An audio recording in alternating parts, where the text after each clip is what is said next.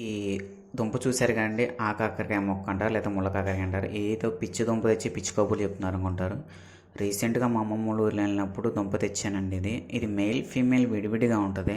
అయితే మేకలు కాసుకున్న ఆయన ఎళ్ళేటప్పుడు చెప్పాను. కొద్దిగా రిలేటివ్స్ అవుతారు. నేను అడగంగాల్నే పాపం తెచ్చిచ్చాడు. విజయవాడ తీసుకెళ్ళాలి. నాకిలా మొక్కేసుకుంటానంటే, ఇది సహజంగా చెట్లలో, తుప్పల్లో, రైలు కట్టల పక్కన బతుకుతా ఉండండి.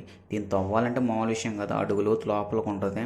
అయితే అడగంగాల్నే పాపం నాకు తెచ్చిచ్చాడు. ఆ నైట్‌కి నైటు నేను ఊరు నుంచి బయలుదేరి వచ్చానండి.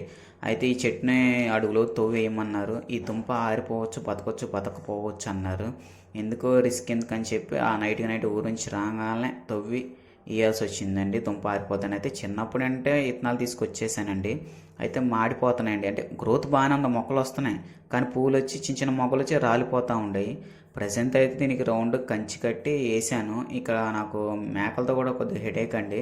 ఎందుకంటే నాకు మొక్కలు పెంచాలంటే ఇష్టం. ఈ మొక్కలు పెంచేటప్పుడు మేకలను తినేస్తా ఉంటాయి. ఇంక ఇలా కాదని చెప్పి మొక్కలు కూడా పెంచడం మానేసాను చాలా తక్కువ. ప్రెజెంట్ అయితే కంచి కట్టి రౌండ్‌గా ఏసాను. ఈ వానలు పడితే కానీ దీని రిజల్ట్స్ ఏంటో నాకు తెలీదు. ఇప్పుడు ప్రెజెంట్ అయితే చిగురు రావాలి, వస్తదని చూస్తున్నానండి.